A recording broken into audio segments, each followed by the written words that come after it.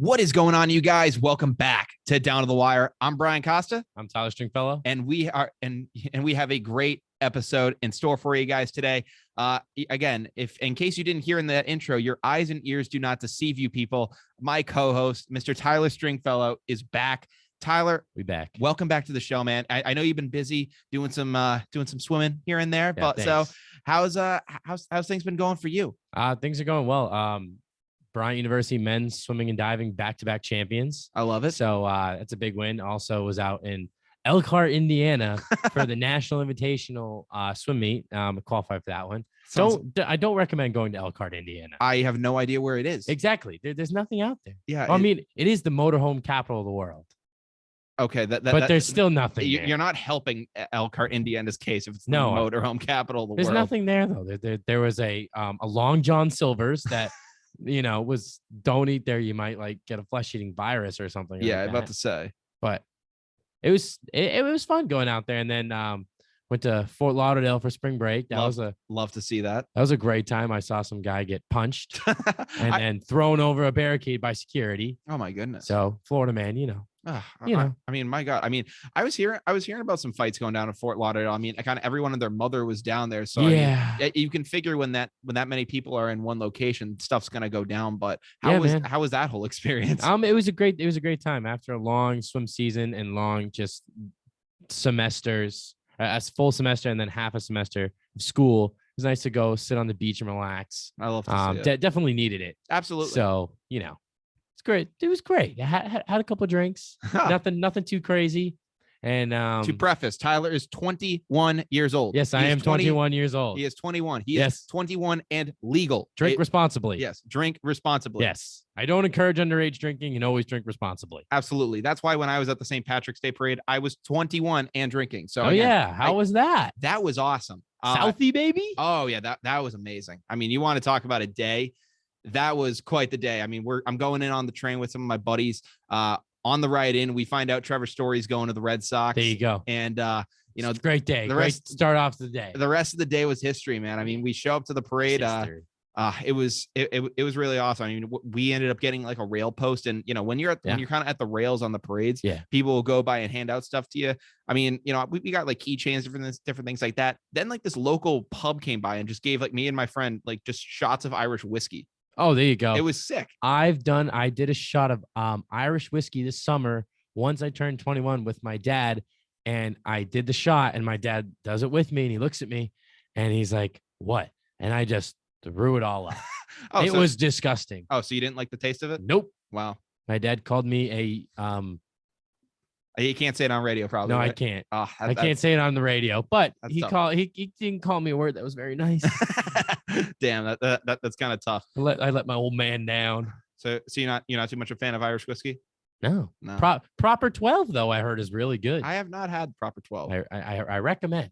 I haven't tried it, but I've heard it's good. Yeah, I'd love to give you my recommended my review of that Irish whiskey, but I can't really remember the taste of it too well. Boy. So let's just say Sunday was a good day. It was There you go. It was a great day to be out in Boston. Gotta love it. Unfortunately, it hasn't been. It's kind of been throughout the time in Boston, and we've had some ups and downs depending on whatever sport you're watching.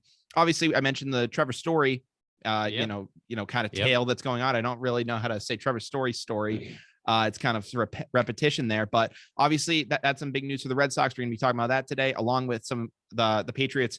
Originally lack of moves, but now they're starting to make some moves. Actually, acquire. They're making some nice moves, little ones. I don't know. We'll have to. We'll talk about that. We're also going to talk about Matt Ryan going to the Colts, along with Tyreek Hill going to the Miami Dolphins. That is where we are going to lead things off today. Obviously, oh boy, that was insane when I heard that Tyreek Hill was going to be able to seek a trade, and now obviously when guys are told, oh, you can seek a trade, usually there's like maybe a week or 2 weeks where it's like, okay, we're gonna let this thing play out and then kind of go from there. Within like 30 minutes, Tyreek Hill was a Miami Dolphin, and I can't believe it.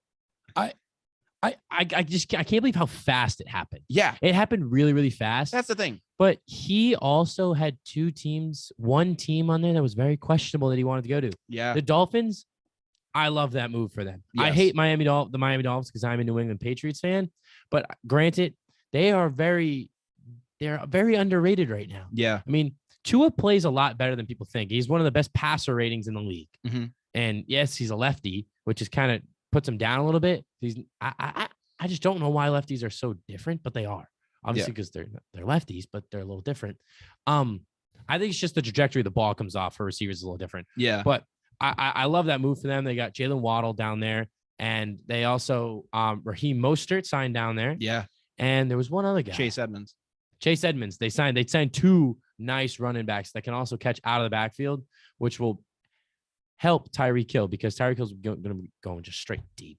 Every time. Miami's building something very interesting down there. They need to build that defense a little bit. Yeah, obviously when Brian Flores left, I thought the whole scene there was going to go up in flames, but in reality, it's only gotten better. I mean, credit to Flores for being able to build that culture down there, but now Miami, just with McDaniel in there and all those guys there. Yeah, dude from the 49ers. They're just able to take off and run now. That coach is very young. Yes. But he is a genius. Absolutely. He is a genius. Yeah. But also, little quick, speaking of the Tyreek Hill thing, a little note that came up on my phone is that the Packers and the Chiefs are both looking at DK Metcalf now and Tyler Lockett. Interesting. So Tyler Lockett could be I see Tyler Lockett as being Tyreek Hill's replacement. I could see that too. In Kansas City. Yeah.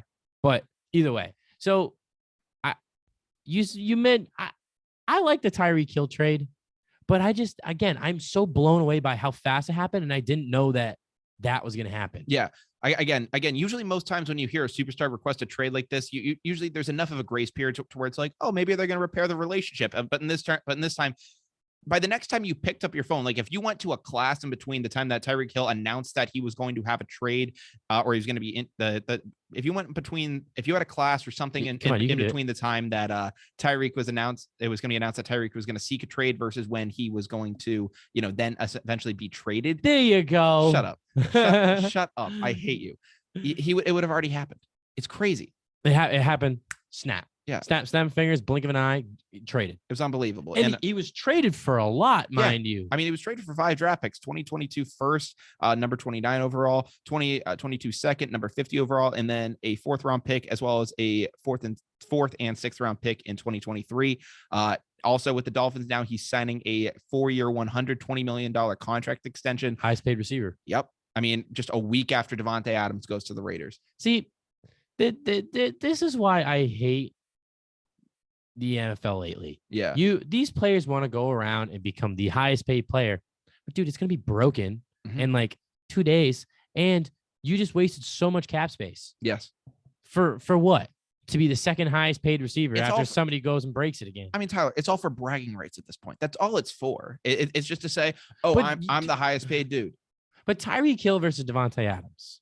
I'm taking Devante Adams all day long. Oh, I don't disagree with you. I'd take Devante Adams as well, but I don't even have Tyreek Hill in my top 5 receivers in the league. You don't. Who would you have above Tyreek Hill? Trying to think. Not in any particular order, but Devante Adams is on that list. Okay. Julio is still on that list. Yes. Oh, really? Maybe probably at 4 or 5 right now, but he's still on that list. He had a terrible year last year. He played like 3 games. I know, but he got released.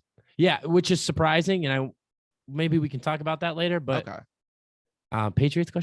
So I mean I got him. I'm just trying. I'm drawing a blank on the receivers in this league right now. DK, would you put above? No.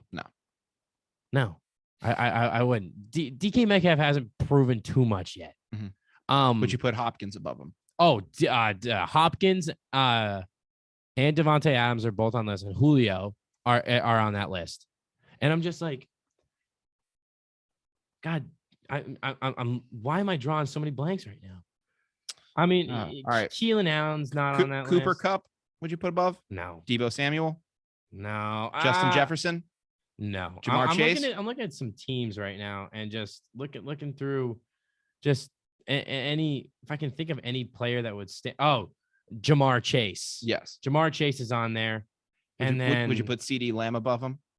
God, no. Yeah. What? I'm looking at this. This is what Pro Football Focus ranks as their top 5 receivers. It goes Devante Adams, Cooper Kupp, Debo Samuel, and Justin Jefferson, Jamar Chase 5, and then Tyreek Hill is 8.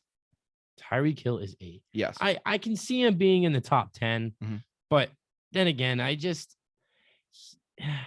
that was the ranks from this past season from Pro Football Focus. Okay. I'm just looking at the teams right now, and Keenan Allen is good, but he's not top 5. Pittsburgh doesn't have anybody. Seattle, not really. Mike Evans. I put Mike Evans on that list. Okay, yeah. So I got Adams, Mike Evans, DeAndre Hopkins. Who are the other two? God, I'm drawing blanks today. I don't blame you. Listen, blanks today. But either way, I like the Tyreek Hill trade. I think they gave up way too much for him. Though. Yes, way too much.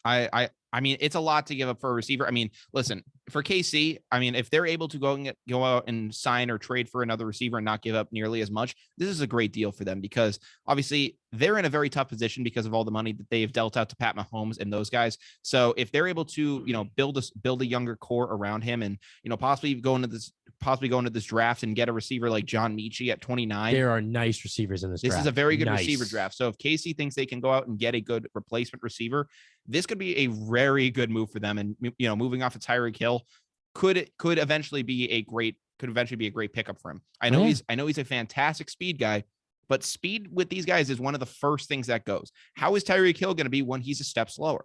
I really couldn't tell you. What makes Tyreek Hill such an impactful player is his speed. Of course it is. I'm not speed and quick feet off the line. Yeah. He's so quick and he'll break your ankles right off the line. Yeah. And he's gone before you catch your balance, he's gone. Yes. And wide open and he's already in the end zone. But by then he's already in the end zone. Yeah. So Tyreek Hill's 28 years old. In 2 years, by the end of this contract, he's on a 4-year contract. Is he going to be 28? Yeah. What? Yeah. He's 28 years old. When did he come in the league? He came in the league very older. Older. You can make a case for it, but obviously he's 28 years old. Do you think in 2 years he's still going to be that impactful receiver? Speed doesn't go as fast as people think. Yeah. 2 years he'll be fine. Yeah. But it's the 4 years. He'll be 32. The 32 is when you're going to see a decrease. Okay. But even Julio Jones is what? 32 as well. Isn't he? 32, 33. And people think his speed is gone and it's not. Yeah. That man, again, you were surprised I still had him in my top 5. I am. I'm very surprised that you have him in He's top 5. good. He missed 14 games last year and was averaging 63 yards per game with a brand new team on top of injuries. Yeah.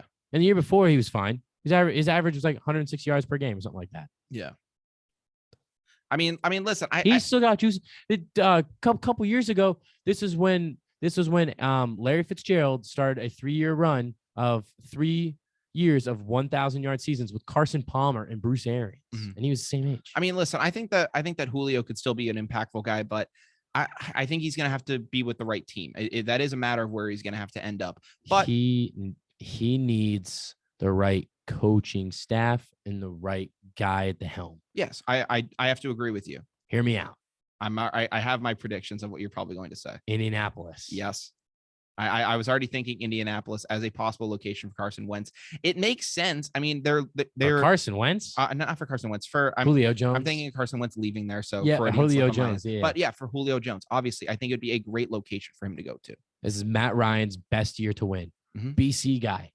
I want to see him win. Yes, he deserves a ring, and so do the Colts. This Colts team is a quarterback away from winning, and now they finally have a guy that has been there, that has been at the top of this league at least once before. Yes. So he knows what it takes to get there and how hard it is to get to the Super Bowl, how hard it is to win. Yeah. I mean, the blew 28-3, poor guy, but that wasn't just on him. He played okay toward the end, but it was the defense that really blew it for the Falcons. Yeah. But you bring in Julio Jones, a guy that he played so many years with and threw so many passes to, touchdowns, knows him like the back of his hand. You're golden. Yeah. They are right now also a star receiver away from being championship pure ready. Yeah. They need a stud. T.Y. Hilton, he's a little washed, but he's been washed ever since Andrew Luck left. Yes. And once Andrew Luck left, who do you have? The QB carousel started to start spinning. Yeah, Jacoby Brissett for a year. And listen, I love Jacoby Brissett. He's a New England guy, but he was good. Yeah. He was really good. And I wish they kept him because I think he could be a starter in this league. Yeah. But But then after that, you throw the literal corpse of Phillip Rivers out there. Then you proceed to follow that up with Carson Wentz at quarterback. I think Matt Ryan's going to be a great addition. I want to know your thoughts on this Matt Ryan move, because obviously the Falcons, the Falcons are obviously right now in kind of a rebuild. They're trying to figure some things out down there. They send him off there, and they receive a 3rd-round pick in exchange. That's it for Matt Ryan. 36 years old, going to Indianapolis. Quarterbacks now are usually able to looking like they can play towards their 40s. For a guy like Matt Ryan, he's been in a tough Atlanta system for a while now. Yeah. What are your thoughts on this move? Obviously, on Matt Ryan going to Indianapolis. Yes, I love it. Mm-hmm. I absolutely love it. The defense is championship ready. Yes, I mean, they got Darius Leonard back there, one of the best linebackers in the league. Yes, and they go DeForest Buckner up there in the front, who's just a machine. Mm-hmm. And then that offensive line is the best in the league. Yes, the best. Michael Pittman Jr. outside. Zach Pascal just left. He's going to Philly, so they need to sign a couple receivers. Mm-hmm. And then Jonathan Taylor. Yeah, Jonathan Taylor is arguably the best running back in the league right now. Mm-hmm. He started off last year a little rough. I had him on my fantasy team. It bit me a little bit, and then he started to turn it on. He dropped 50 fantasy points in a game. He had like 4 or 5 touchdowns one game. Yeah, he is a monster. So I absolutely love it. And their coaching staff out there is ownership. They're fine. Yeah. I mean, he's going to a solid organization. Yeah. That has won before, had Andrew Luck. The Indianapolis Colts have never been absolutely trash. Yeah. The only time they were absolutely trash was when Peyton Manning injured his neck. It was when they sucked for Luck. Yes. He injured his neck. And Andrew Luck steps in, they're fine.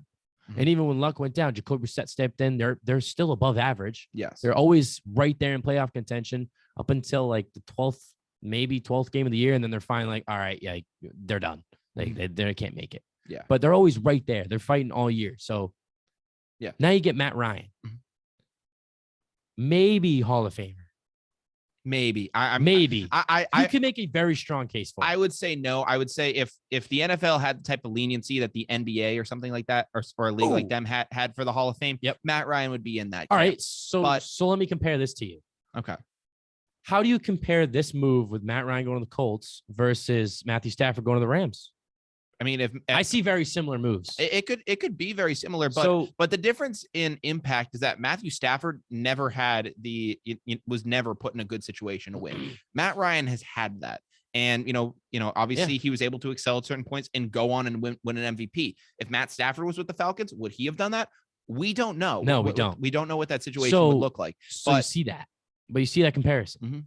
You have a guy that's borderline Hall of Fame, borderline. And Matthew Stafford or Matt Ryan's resume is a little better than Matthew Stafford, but still very similar. I see them both as I've grown up watching these guys, and they're still at the top of the league, even when they're on their old teams. So I see you give Indianapolis maybe a 2-3 year window if they keep Matt Ryan. 2-3 year window to win a championship. If he's in his current contract with the Colts, he's signed for 2 years. So he's here in 2022 and 23. Yeah. So like I said, obviously I give him that 2 years. If they sign him, there's a 3 year window. 4, I think, is pushing it. But they have a 3 year window in my head to win a championship. Yeah. And they could. He'll be 30. He'll be 39 by the time the contract runs out with them. And he's still playing at a solid level. He can do it. He can easily play the 3. Yeah. So, but yeah, 2 years, 3 years, very realistic to win a championship. But they need a receiver. They don't have a star receiver. They need one. They either need to draft one. I mean, they got Pittman, but they need a bigger name. People think if Julio comes in that he'll be the 2 behind Michael Pittman. Really? Yes. That's such a no. Yeah. No. People think. Why do you think Julio isn't as good as he is? I mean, obviously injuries for a guy like him can be a very big problem for guys at that age. And also, I mean, listen, Julio's been, obviously he's able to make moves with the speed and do certain things like that. But where his, what his bread and butter is getting down the field and, being able to, bring down those deep balls. That's Julio's bread and butter as a receiver. Yeah. And he did that this year. In those very few games he played, he looked like the Julio we know and love. Yeah, but again, that's Julio in that system with with AJ Brown and those guys. Yeah. I mean, credit to Tennessee for having that kind of a system with them. But if Julio goes back to being that number one guy and is counted on as a Super Bowl contender once again, I don't know if he's going to be able to do it with the injuries he's sustained this year. Yeah, can his body handle it? Yeah, that's my concern. If his body can handle it, then he can compete with the best of them. But I really don't know if his body can handle it. Now, I think if he was to go back with Matt Ryan, that is his best possible situation. Yeah. Speaking of best possible situations, I think this trade was the best possible thing for both sides. You look at the Atlanta Falcons, they're going into the toilet right now. Listen, they're going into a big rebuild. Yeah. I mean, granted, they're going to have to. They've dealt with a lot of turnover from the Dan Quinn era now coming into the Arthur Smith era. And, there's a lot of moving pieces there since that Super Bowl collapse that they suffered at the hands of the Patriots. Now, many, many years later, they're trying to figure some things out. And they realize Matt Ryan's 36 years old. He's not going to survive a rebuild here. I mean, no, he needs to win a Super Bowl. Yeah, he's not going to make it through a rebuild. We gotta go younger, and we have to get someone else instead. They did that, and they went out and they got a guy like Marcus Mariota, 2 years, $18.75 million. Solid for now. Yeah, solid for now. It's a good plug and place, and I think for 2 years, that gives you enough time to figure something out, to find the quarterback of the future. Yeah, especially going into this draft.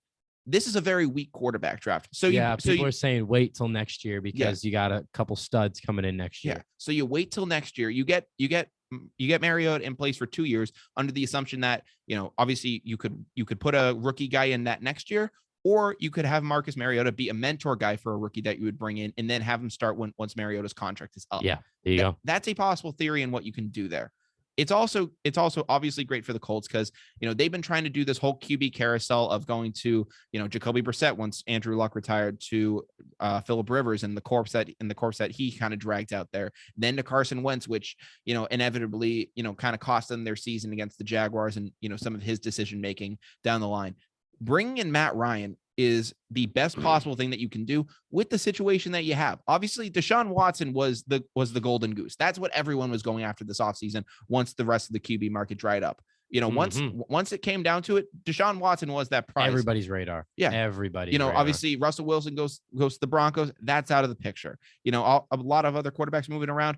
At the end of the day, the last star guy remaining that the Colts could have targeted was Deshaun Watson. He goes to Cleveland and they're like, all right, Baker Mayfield. Yeah, no, I mean, I thought that was going to be what they were probably going to end up doing. But then Matt Ryan just, fell into their lap. Exactly. And, perfect. And for them, perfect fit.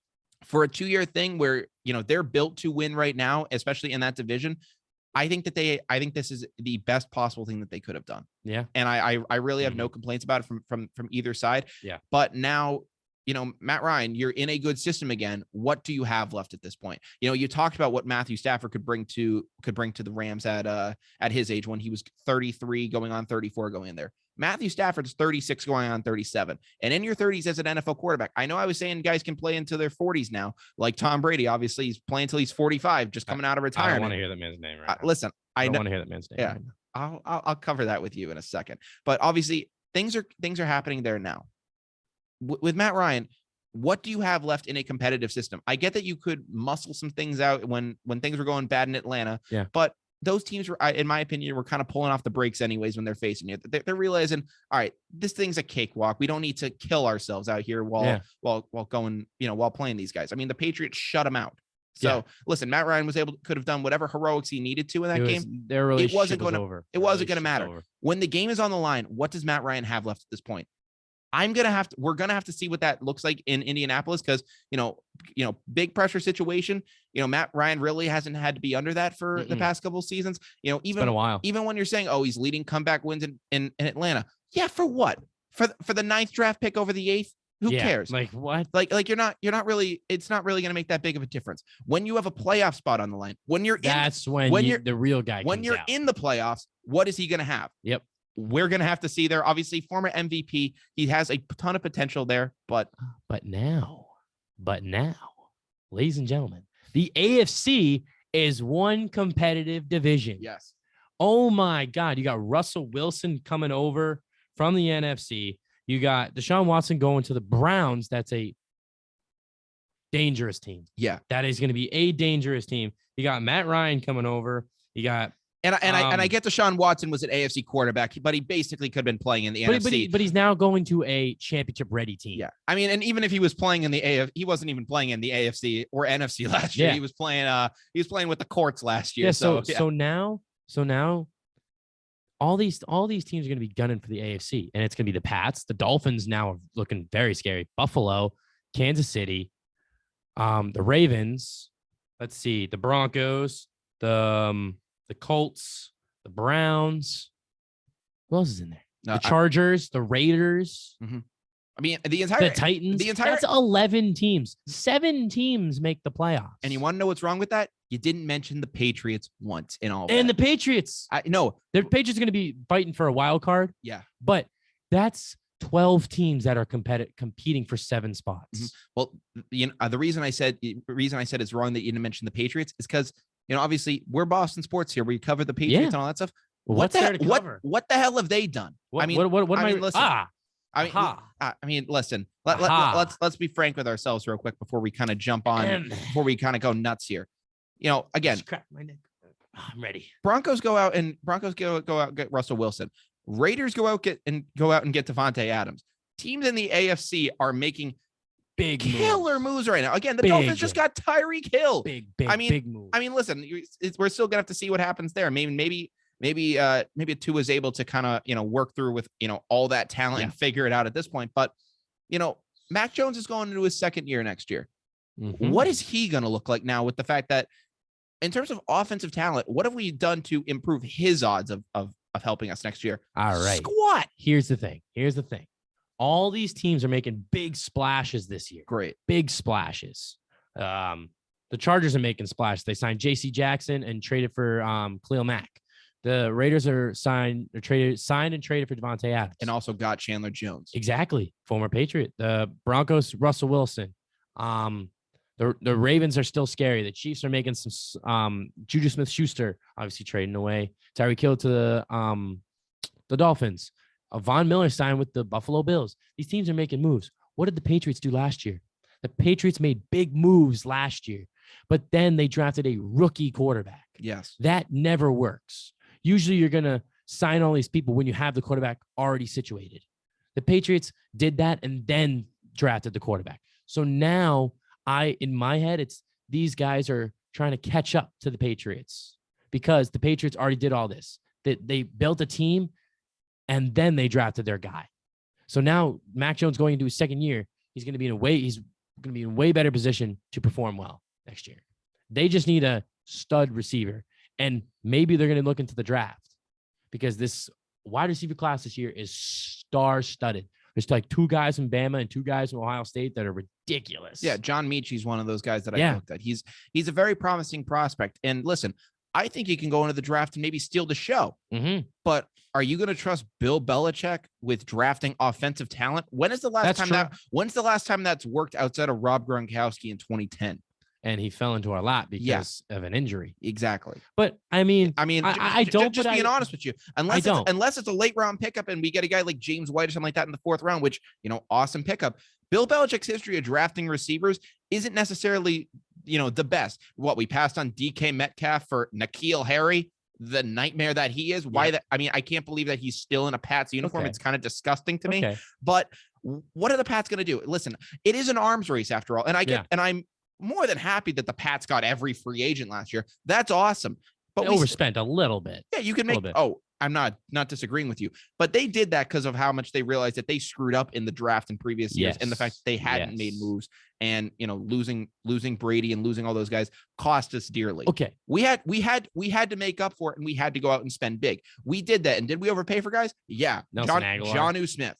Nelson Aguilar. We didn't use Jonnu Smith the way we should have. Maybe not. And listen, Jonnu Smith's probably going to be the most probably going to be the biggest question mark and the most impactful player on the Patriots next year in terms of, questions and whatnot for what's going to happen. He's going to be the most important player on the field for us next year. Okay. But when you have an arms race of this proportion, we have never seen an arms race like this in the NFL in our history. And I know we say this every single offseason. This is big. This year, this has been the craziest offseason in NFL history. And so many people are saying it. And we said that last year. Yeah. I mean, now you got big names that are moving, let alone little names. I mean, last year, I couldn't think of an offseason in which things could get bigger. No. The NFL somehow manages to jump the shark every single season. Yeah. And listen, teams are doing this because they're looking to the Super Bowl champions, the LA Rams, and they're trying to build. They're following. Well, they're seeing what the Rams did, and the Rams said, you know what? Screw the process. We're gonna get all our chips now and go win this thing. And then you know what? They did, and they won it, and good for them. And a lot of teams right now are saying, you know what? We think we're a star receiver away. Instead of trying to make some moves with these draft picks, screw these 5 draft picks. We're gonna go make that move right now. And you're seeing that right now in the AFC, where you're seeing all these teams go out and get these powerful guys. Yeah, for the Patriots. Yeah, you can have your system, and yeah, you can be traditional in the way you do things, and I respect that because you won 6 Super Bowls by being able to do it. Yeah, but you also weren't afraid to get stars along the way. No. You got Darrelle Revis during your Super Bowl 49 Brandon season. Browner, yeah, you got Super Brandon Bowl. Browner. You were able to Randy Moss, yeah, Wes Welker, yeah. Well, while those didn't necessarily pan out in Super Bowl wins, it got you there. Yeah, Randy Moss led you to an undefeated season and led the league in touchdown receptions. That boy, year. did he pay off for us? Yeah, great move for us. So I'm not saying that you need to sell the house. I mean, what did we get Randy Moss for? Aqib Talib. Yeah, Aqib Talib, great pickup. Stephon Gilmore. Yeah, listen, the Patriots have never shied away from making big picks and from making big pickups, and they've always, usually for a lot of them, they've panned out for us in Super Bowl championships. I know we pride ourselves on building like these small market teams, and guys like Chris Hogan, is that going to be a star? Every once in a while, we need that big guy. Yeah, we need the big fish every once in a while. Yeah, and all it does, we don't need it to be to the point where we're building a super team like Pat Mahomes and the Kansas City Chiefs, or like LA and the Rams. We don't necessarily need it to be that star-studded. Yeah. But we need a player to tip the scales in our favor. That's what we need. We need to even the playing field. If they're going to go out and if Miami's going to go out and get Tyreek Hill, let's go sign Odell Beckham Jr. Let's go sign. Okay. Let's go trade for a guy like a DK Metcalf, like you were talking about at the beginning of the show. Okay. Let's go make a move like that. Hear me out. So when OBJ was released by the Browns, he was looking at teams and he said that the Patriots who on his radar, but if Tom Brady was still there. Now, with that being said, now they got their guy. They drafted their guy, Mac Jones. This was before they drafted their guy. Like, no, it wasn't. But it was mid-season at that point. Yeah, but sorry, I meant to say the Patriots at the time. I meant to say last year's offseason. Receivers didn't want to come here because Brady wasn't here. Yes. And they didn't have the guy. And we ended up and we got secondary guys, but guys that we couldn't land a big fish. Yeah, no. We rented Hunter Henry. Henry's great. But we need a receiver, not just a tight end. Mm-hmm. So now you got the quarterback in place and a good one, very smart one, and a young one. If you're a receiver, do you come here now? That's the issue. And I wonder what it's going to be, especially knowing you're going to be competing with Buffalo in that division. You're going to be competing with Miami now in that division, which, Miami's for all the years the Patriots were there. It was like, oh, watch out for Miami. And they would use, even if they made the playoffs, they get waxed. But now you actually have to seriously consider competing against the Miami Dolphins. And then the Jets are coming up. The Jets got the quarterback and they got 2 top 10 draft picks. I mean, listen, see what they do. Yeah. I'll be interested to see what the Jets do. I don't want to be the guy that says it's the same old Jets, but for me, you more have to think about the fact of, can their ownership kind of get out of their own way? That's the only issue that the Jets have, because they have Zach Wilson, who I think is just in a bad situation right now. And, he shows promise. Yeah, he shows promise. And I think that could work. But for the Patriots, what are they going to do for Mac Jones to help him? This is your second year as a quarterback is your most impactful year and the most important year as a quarterback in the NFL. So let's see what are they going to do to help him? So let's see what they've done. They brought back Brian Hoyer in a 2-year, $4 million deal. They brought back the mentor. Solid. Great. Saints wide receiver / running back Ty Montgomery. Now, I compare Ty Montgomery to Cordell Patterson when he was here. Cordell Patterson had 228 yards and on the ground and a rushing touchdown, and 247 through the air, 3 touchdowns. Yeah. When he was here, very impactful player. Yes. Very. Now you take a guy like Ty Montgomery, who's the same guy, not as fast, but he can do everything the same. Great returner. So it means you can put him in a running back's position. That's great. Yeah. I love the Ty Montgomery pickup. It's going to be a nice pickup. 2 years. We got him for 2 years. Small deal, $4 million. You bring back James White. James White was injured last year. I think the addition of James White will definitely be something that's unsung for Mac Jones. Yes, It'll be a great pickup because now he'll be able to play with James White. I agree with that. You bring back the big bad Trent Brown. Love that man. That's a great move for the O-line. So bringing back one of Mac Jones' bodyguards, love. All right. And then you sign Nick Folk again. Great. Matthew Slater's back. McCourty, Malcolm Butler, re-signing with the Patriots. Yeah, that's a move that I'm interested in. Yeah. I mean, listen, I'm talking about offensive help mostly, but that's a move which I had as a headline when it was questioned that Malcolm Butler, obviously for anyone who didn't see it, this broke relatively soon. The former Super Bowl 49 hero, who many people, I didn't believe this man would ever step foot in New England again. After everything that transpired in Super Bowl 52, where Bill Belichick sat him for the game out of, due to him violating team protocols. Apparently it might have been something, he might have been doing some stuff at practices, maybe not, showing up, doing certain things. Maybe he was late, pulled a Jonas Gray. I really have no idea what that man did, but he's now signed back with the Patriots on a 2-year, $9 million deal. I can't believe that. I mean, listen, 2 years at 2 is what kills me, because Malcolm Butler retired last year from the NFL. Again, it was due to a personal reason. I don't know if that's due to a family member or someone, or maybe himself dealing with COVID. I don't know if it has to do with anything like that. But the fact that this man did not play football last year, and when you say retire, I get that Tom Brady's kind of reinvented that word, but traditionally when you say retire, that's it. And when guys come out of retirement, usually you're looking at a 1-year trial deal, or even you bring them in and possibly they get cut by the end of training camp. The fact that the Patriots gave this guy a 2-year contract, the fact that they're willing to commit to him for multiple seasons is insane to me. I mean, let alone considering the fact that he was benched. Yeah. Well, again, the benching was questionable for the reasons that it happened. Let alone the fact that he was benched in the Super Bowl. How the hell did Bill Belichick tell him to come back in here? Was Bill Belichick even in the room for this? Like, what happened? Doubt it. How? How do you get Malcolm Butler back in there? Who's the Patriots defensive coordinator right now? Matt Patricia. I thought he was the assistant head coach. I'm sorry. That's kind of out of I say that usually just by that's what I used to think of as that's true. Defensive coordinator. He's not anymore. To be honest with you, I have no idea who the defensive coordinator is. I can guarantee you it's Matt Patricia's behind it. No, Matt Patricia apparently is running things on offense now for the Patriots, and the Patriots coaching situation there is kind of a bit of a carousel situation. I haven't heard anything about the coaching staff. No one on the outside knows what's happening. Matt Patricia might be calling plays on offense this year. Joe Judge is our quarterback coach for Mac Jones, which is scary enough as it is. And I think on the defensive side, I think Gerard Mayo might be calling things defensively. I like it. Correct me if I'm wrong. Didn't Gerard Mayo play with Malcolm Butler? No, if they did, it might have been Mayo's last year. Yeah. It might have been his last year here. Either way, he might have been in for that one. I like to pick up. I mean, Malcolm Butler's last year that he played in 2020 with the Titans, he had like 4 interceptions. That's not great, but I mean, 4 interceptions is fine. It's solid. I mean, in 2016 with the Patriots, he had 4 interceptions too. In his Pro Bowl year, he had 2 interceptions. Mm-hmm. Yeah, so it's about the ways you can lock down these guys, and with cornerbacks, your interceptions really doesn't tell the whole tale. I mean, listen, Trayvon Diggs has led the league in interceptions, and people led the league in yards given up. Exactly. So it means that you're getting thrown out a bunch. But they're getting help right now. Yeah, I mean, listen, they're getting help, but doesn't that worry you? The fact that they're going after Malcolm Butler, a receiver who retired, and again. How desperate is Bill Belichick? The fact that he has to bring in a guy that he probably hates.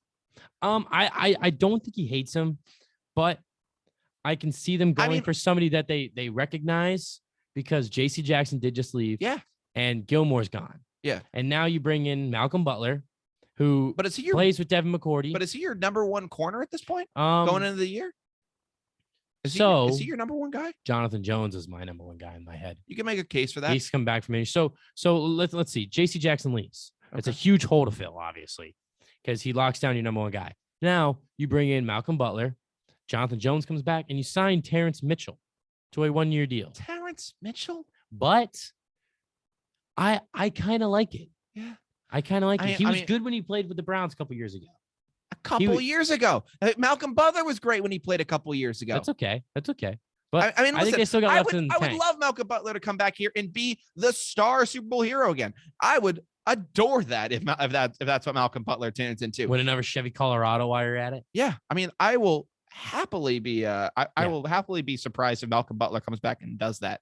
But again, to give this guy that kind of a contract for 2 years, that kind of commitment, I can't imagine that Malcolm Butler. I mean, congrats to him if he's matured to the fact to where he was able to say, you know what, I got sad in the Super Bowl, but I'm willing to come back and restart my career. Congrats to him on that level of maturity, man. Because I never thought I'd see the day where he'd be willing to do that. I thought maybe in like 20 years he'd show up to like a training camp and would be standing along some Patriots coaches, or maybe Bill Belichick would still be there and Butler would retire, and in retirement maybe Butler would show up and kind of like talk to some of the corners, and that would get a ton of press. But the fact that Malcolm Butler is willing to play under Bill Belichick to me is astonishing.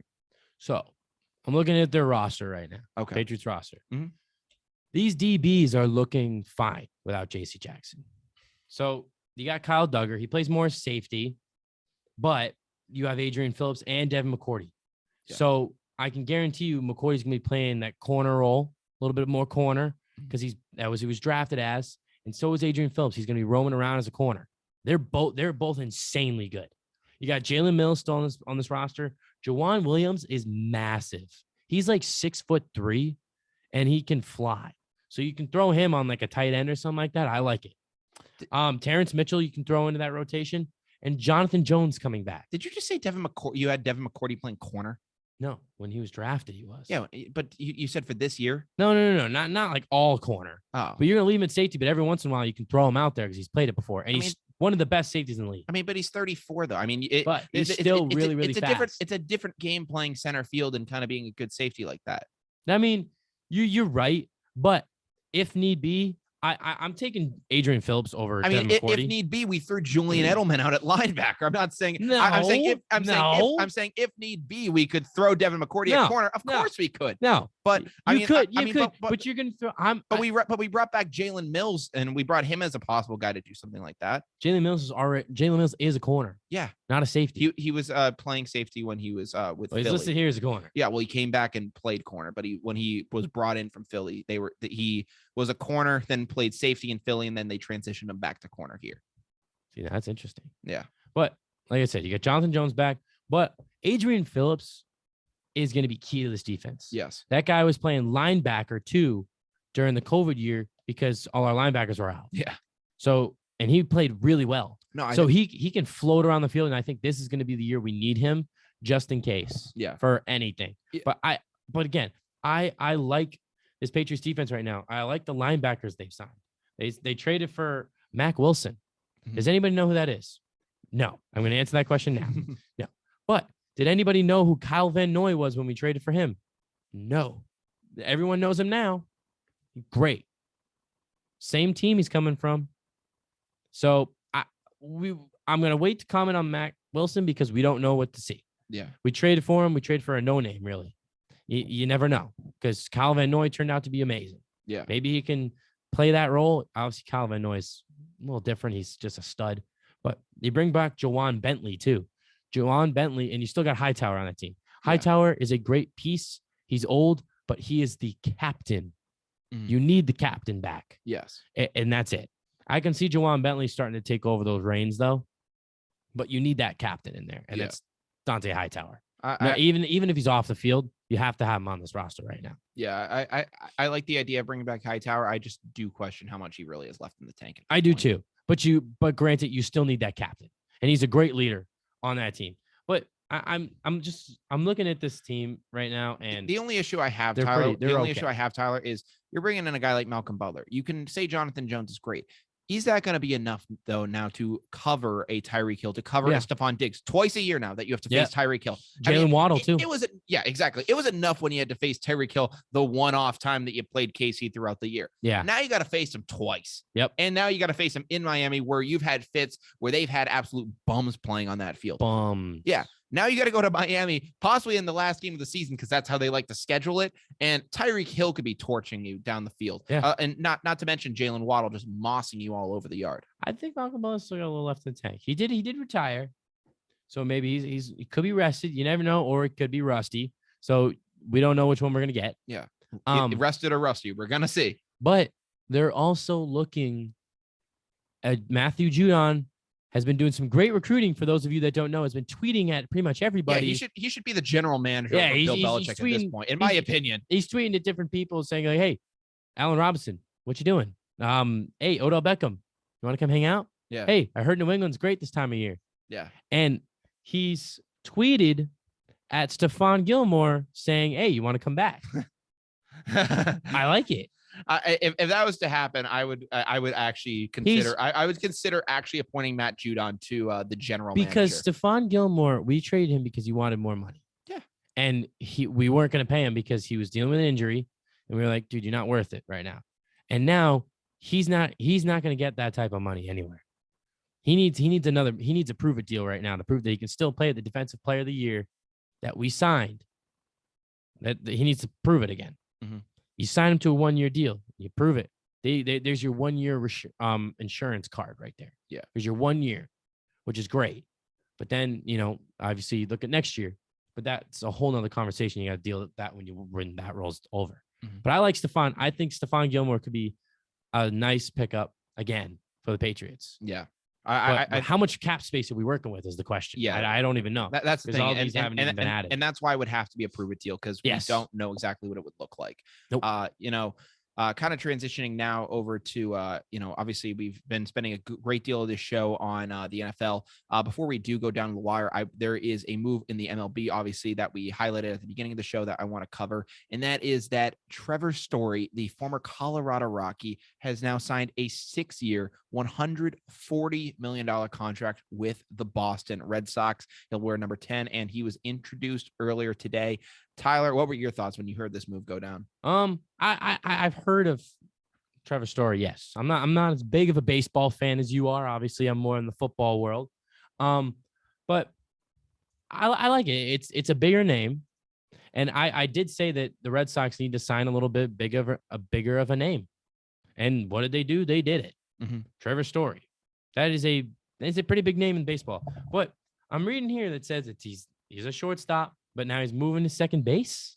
Yeah. So basically what's going to happen is we signed him to this deal and he is going to play, opposite of Xander Bogaerts at second base. We're going to keep Bogaerts at second this season. And a lot of people believe that. So Trevor Story is going to short? No, Trevor Story will be going to second. Oh, and Bogaerts is at short. Oh my God. Bogaerts will be staying at short. Here we go. My bad. So confusing my head. Yeah. And Trevor Story is a very interesting guy. Obviously, he came in the league in 2016. He set an MLB record by hitting 7 home runs in his first 6 games in the league. That's where I know him from. That's how he started things off in the MLB. And he's been a very consistent shortstop ever since then. Obviously earns his contract with the Red Sox, very solid defensively, has a pretty solid bat. People question whether he's going to be the same guy away from Coors Field. Obviously, when you play there at the altitude you're playing, the ball kind of flies a little bit more off the bat, and people are wondering how that's exactly going to translate. What? I'm just looking at these Trevor Story headlines, and it's Xander Bogaerts' call to Trevor Story really sold him on the Red Sox.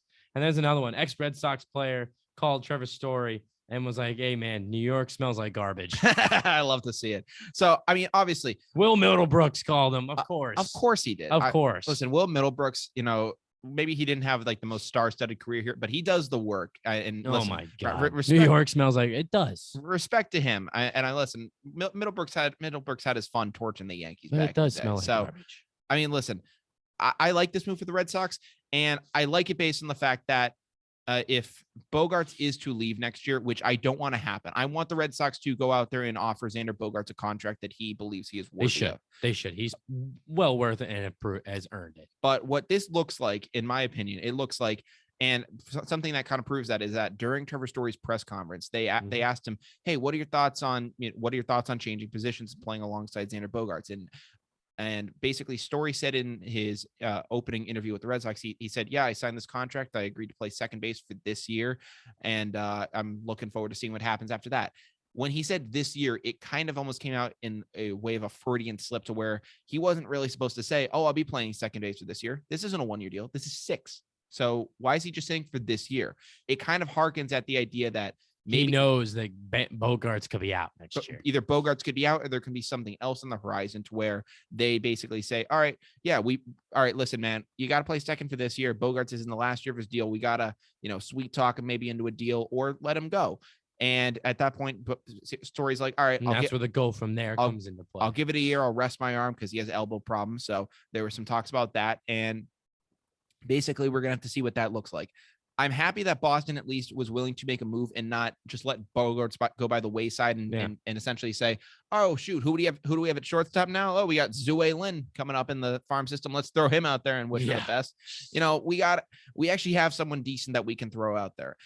I don't want it to come down to that fact to where we, lose in at Bogarts. Cause I mean, listen, Boston when we lost Mookie Betts, a lot of that fan base just tuned out the Red Sox for a good majority of time. Yeah. That 2021 postseason, you were able to get people liking the team again. The Red Sox were able to be likable in the city of Boston, and people were willing to root for them and go to games. Until that postseason happened, a lot of people weren't really rallying around the Red Sox. And it was like, the Red Sox are good. They're, maybe we'll see what happens with them. But that postseason really kind of revived Red Sox Nation. If you let Xander Bogaerts, I don't know what it's going to take to restart that engine again. Because you're not only did you let the MVP walk, but now you're letting the heart and soul of this team walk. And the heart and soul of the Red Sox that's still around from when they've won championships. Mm-hmm. Yeah. Because obviously Ortiz been gone a while. Pedroia's gone. Pedroia's gone. Those are the big names. Mookie Betts is gone, as you mentioned. And then really the only Bogarts. Yeah.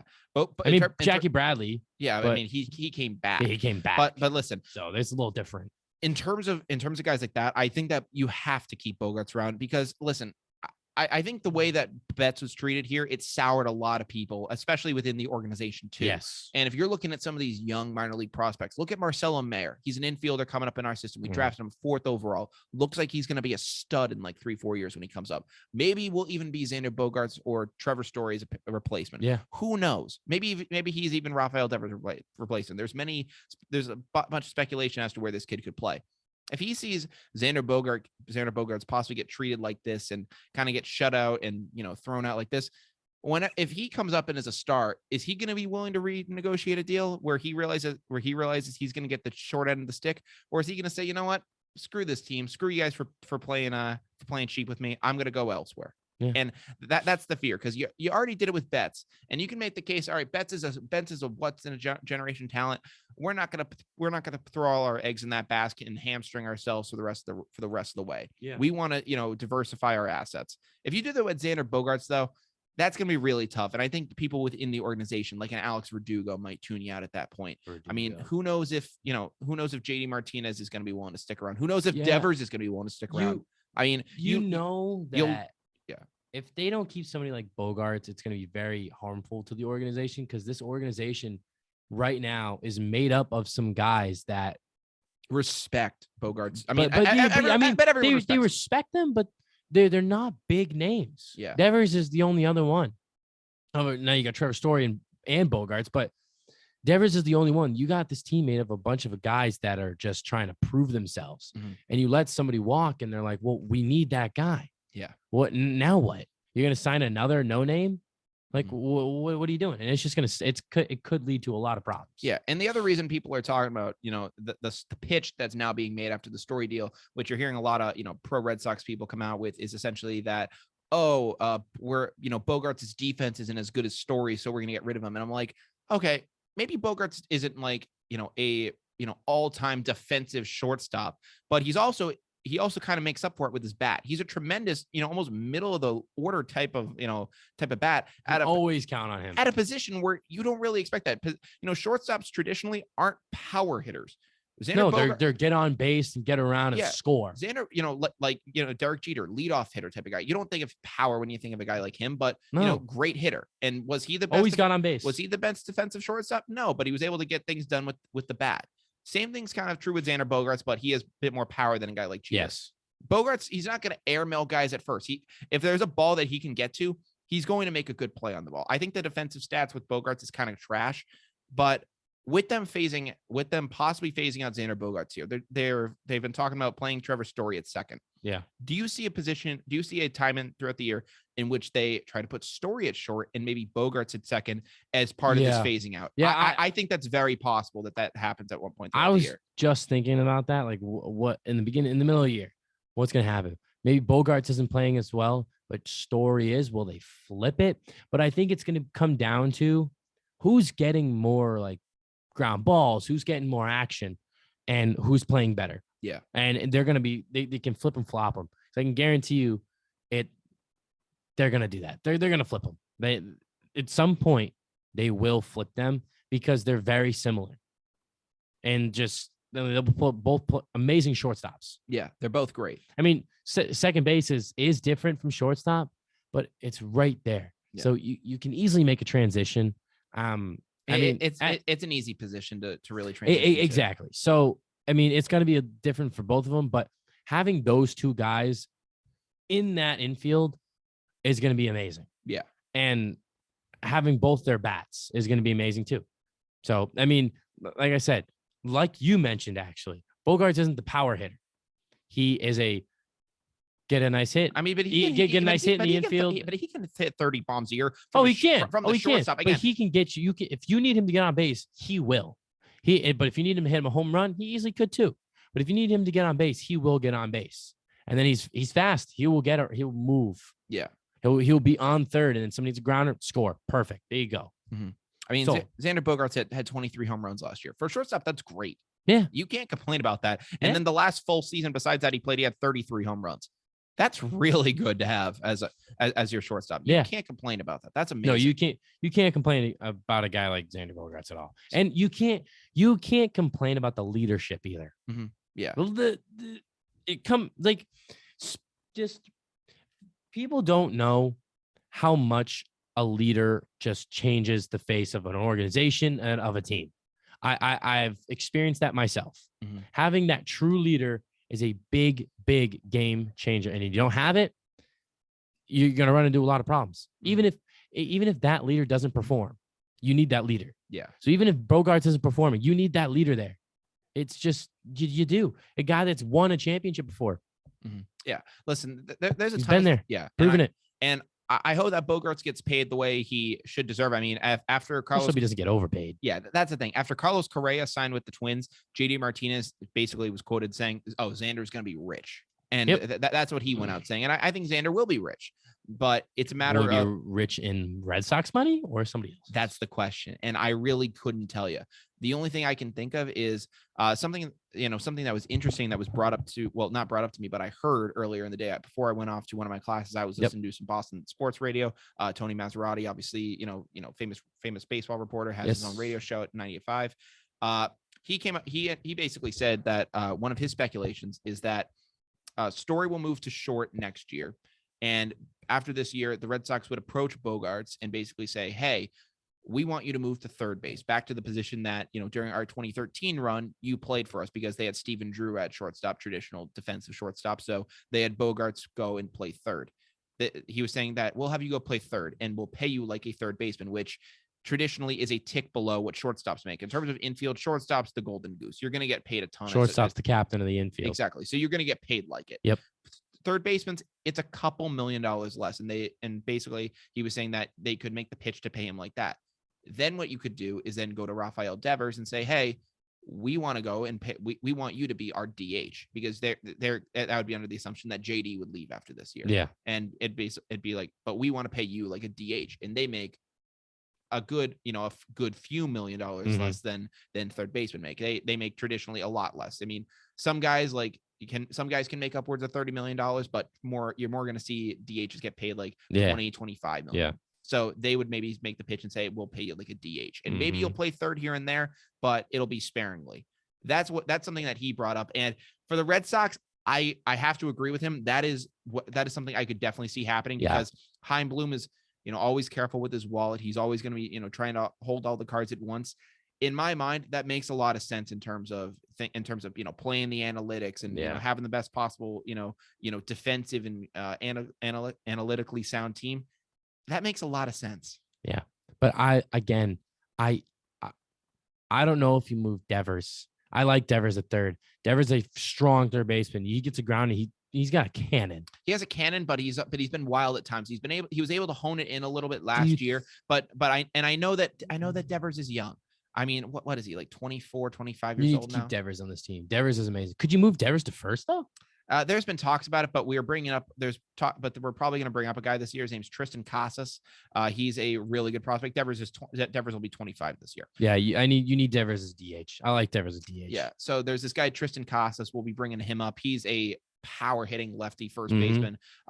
He's going to be in AAA to start the year, and maybe we'll make the jump at some point. Playing with the Woo Sox. Yeah, he'll probably platoon with Bobby Dahlbeck throughout the year. Is my best guess as to how they'll use him.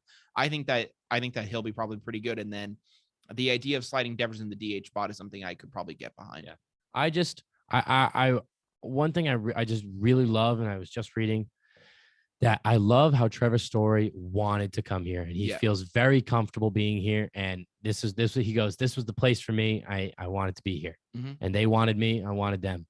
Yeah, it seems like a match made in heaven. No, I think it's a match made in heaven too. I'm very glad that a match made in heaven. I'm glad that it doesn't seem like oh, why'd you come to Boston? Oh, well, they paid me. Yeah, they paid me. So go Red Sox, I guess. They handed me a check. Yeah, go Sox. Yeah, so I'm glad it's not that. It was $3 million more than the Yankees, so I came here. Yeah, if the Yankees had paid $3 million more than that, I would have gone there. Yeah, it would have been singing. New York. But I'm Aaron Rodgers in it. I'm Aaron Rodgers-ing it and following the money. Love it. Yeah, I mean, it very well could have been something like that, but I'm very glad that we were able to get some things solved, and hopefully the Red Sox can go out there, have a pretty good season this year. Pitching's going to obviously has always been kind of a question mark ever since even during our championship run in 2018. Pitching's always been kind of a question mark with us. It will be one this year, so. Obviously, guys, one of the things that we say on the show, which, traditionally you don't want to say on sports talk radio, but listen, you're going to have to wait and see. Hopefully things can work themselves out. I try to be an optimist as much as possible. It's a struggle. Give you guys as much information as we have. But listen, we appreciate you guys so much for watching, but we are now down to the wire, which means that we're going to rapid fire talk about everything we mentioned in this episode.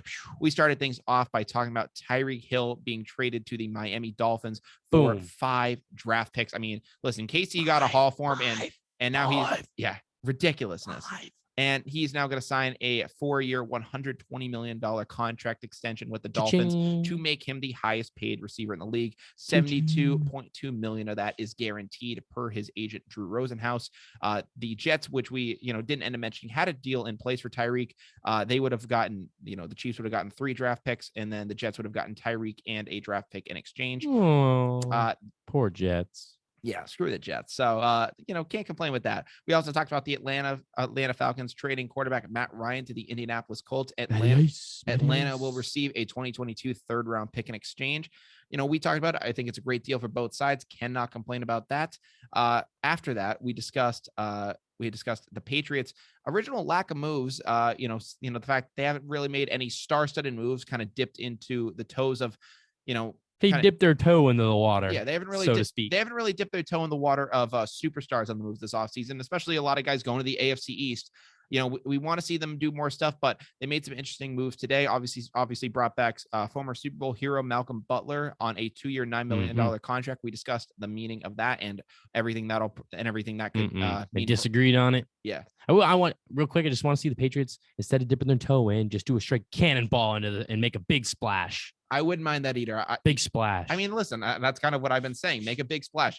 I know Bill Belichick, you have your cap space. You have to maneuver some things around, but make something doable. Make something work. I think you could get a guy like Odell Beckham Jr. right now, especially coming off that ACL injury. Yes. He was going to get paid like a number 1 receiver probably this offseason, but now, there's going to be some speculation. I think that get him on the team, baby. I would love to see it. I say get him in here and see what he can do. I still don't like his attitude, but we'll keep going. We'll take it. Yep. But we'll take it. And then finally, we wrapped things up by talking about the Red Sox signing former Colorado Rockies infielder Trevor Story to a 6-year, $140 million contract. We talked about how he'll impact this team and what this means for Xander Bogaerts going forward. Obviously, a ton of stuff going on in the sports world right now. Tyler, I'm very glad to have you back on the show talking about all this stuff. So that was nice. Thank you so much. Did you mean that?